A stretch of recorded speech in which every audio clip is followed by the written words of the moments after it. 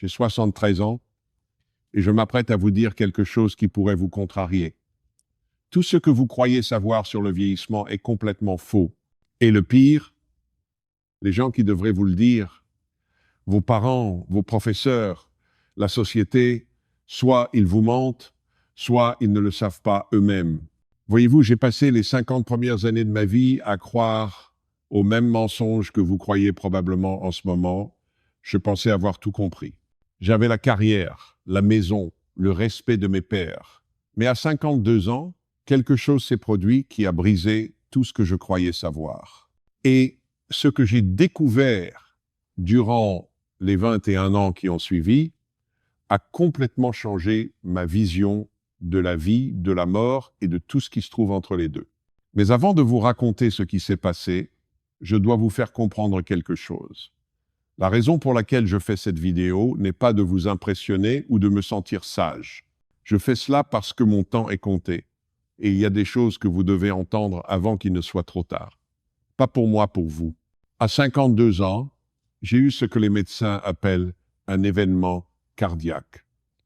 C'est une façon élégante de dire que mon cœur a essayé de me tuer. J'étais en réunion discutant des projections trimestrielles quand soudain la pièce s'est mise à tourner.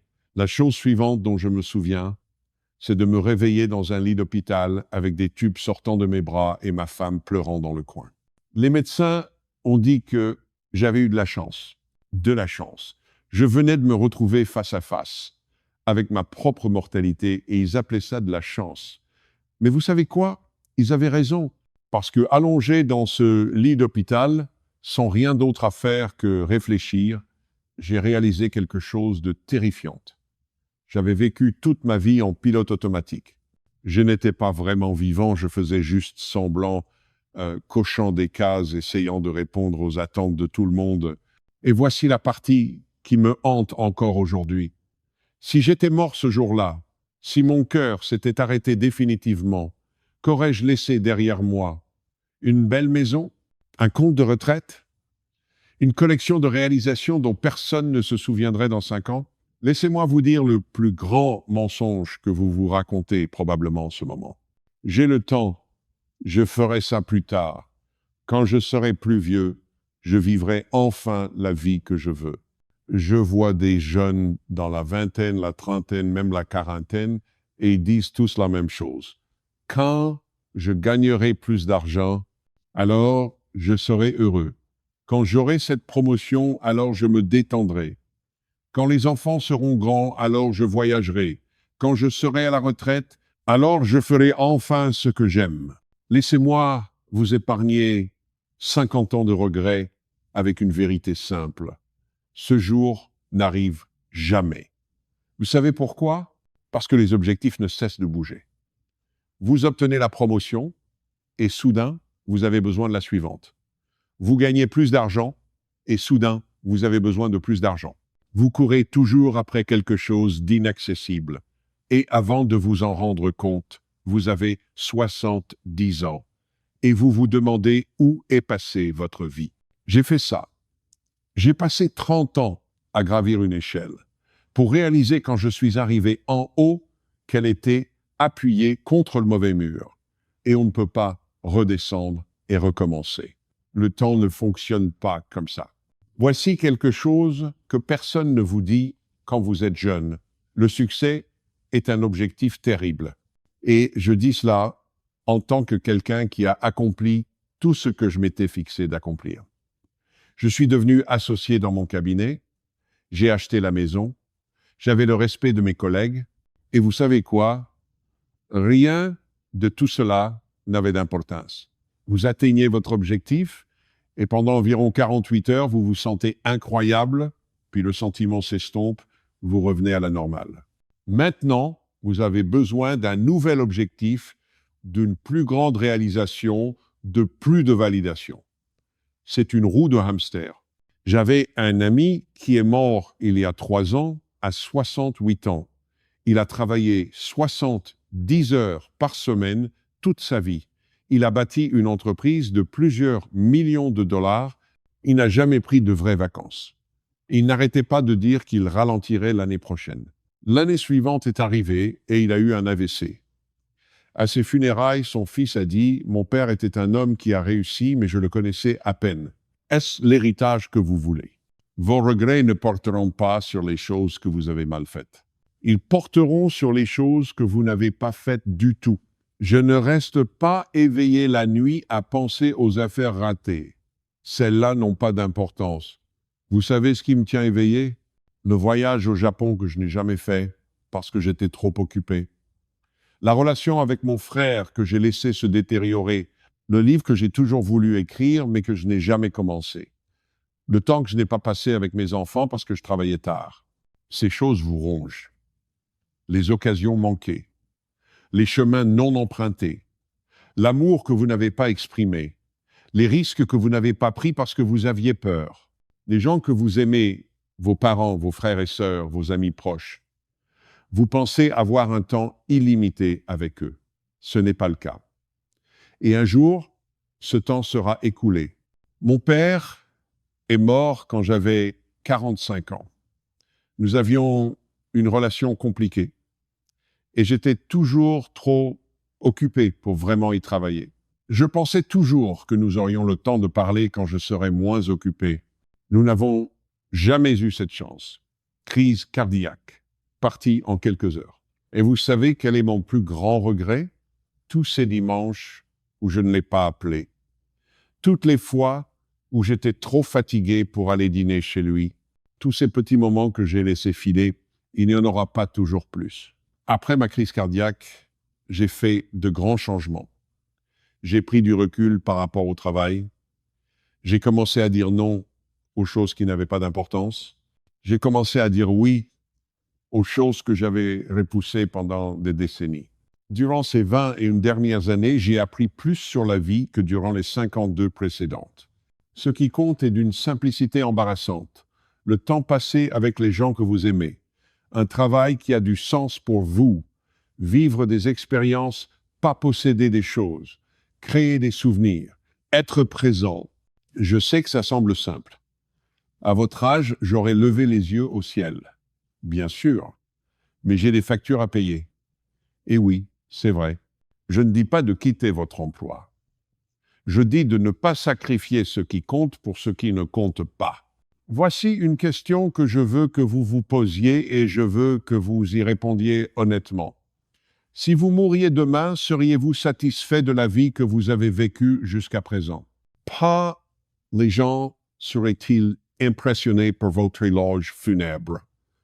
Pas avez-vous assez accompli? Juste seriez-vous satisfait? Si la réponse est non, alors qu'attendez-vous? Que faites-vous de votre temps qui soit si important que vous êtes prêt à parier votre unique et précieuse vie dessus? J'ai 73 ans. J'ai eu la chance d'avoir une bonne santé depuis cette crise cardiaque. Mais chaque matin, quand je me réveille, je suis conscient que je vis sur du temps emprunté. Nous le sommes tous, en réalité. Mais la plupart des jeunes ne s'en rendent pas compte. Ils pensent qu'ils sont invincibles. Ils pensent qu'ils ont l'éternité devant eux. Ce n'est pas le cas. J'ai des petits-enfants. 3. Et quand je les regarde, je vois les mêmes schémas que je vois chez la plupart des jeunes aujourd'hui. Ils sont stressés, ils sont anxieux, ils courent après des choses qui ne les rendront pas heureux. Ils font les mêmes erreurs que moi et j'essaie de leur dire. J'essaie de partager ce que j'ai appris. Mais vous savez quoi? Ils n'écoutent pas vraiment. Pas parce que ce sont de mauvais enfants, mais parce qu'ils ne peuvent pas. Ils vivent dans la tempête en ce moment. Ils ne peuvent pas encore voir les schémas. Ils pensent que leur situation est unique, que les anciennes règles ne s'appliquent pas à eux. C'est pourquoi je fais cette vidéo.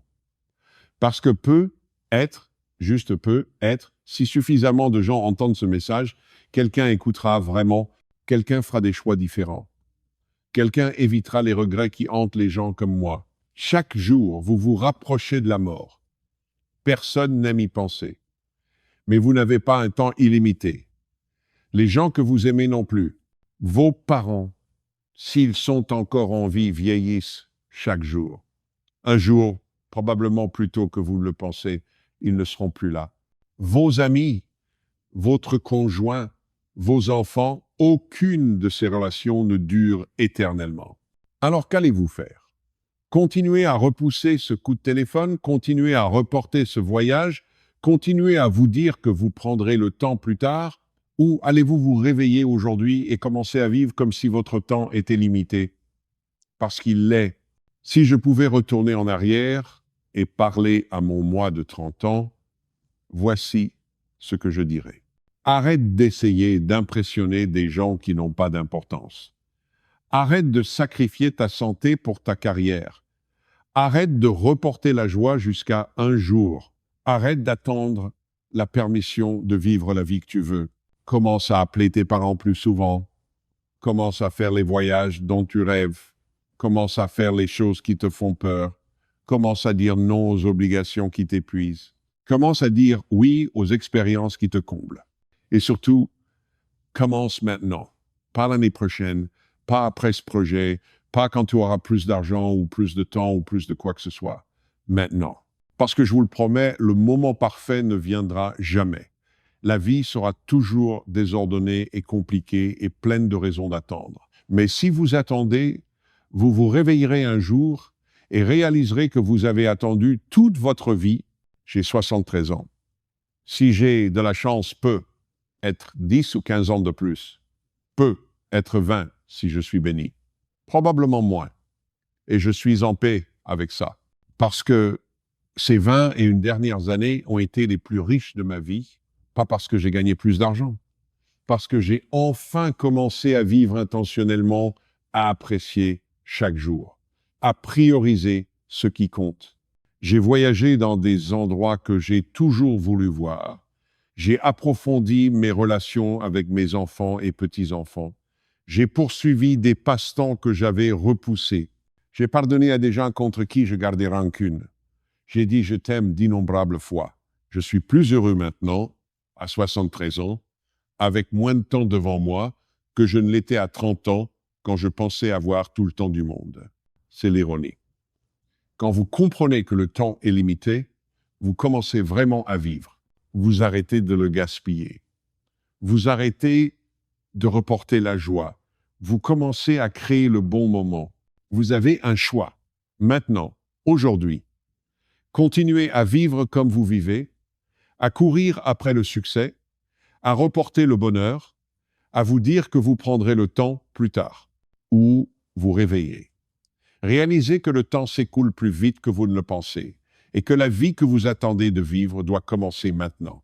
Je ne peux pas faire ce choix pour vous, mais je peux vous dire, vous ne voulez pas avoir 73 ans, regarder en arrière et souhaiter avoir fait des choix différents. Ne gaspillez pas 52 ans à comprendre ça. Apprenez de mes erreurs. Vivez intentionnellement.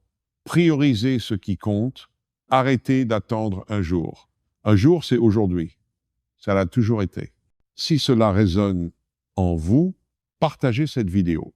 Laissez un commentaire. Dites-moi ce que vous allez faire différemment. Abonnez-vous, parce que j'ai d'autres vérités à partager et il ne me reste pas beaucoup de temps. L'horloge tourne. Qu'allez-vous faire de votre temps?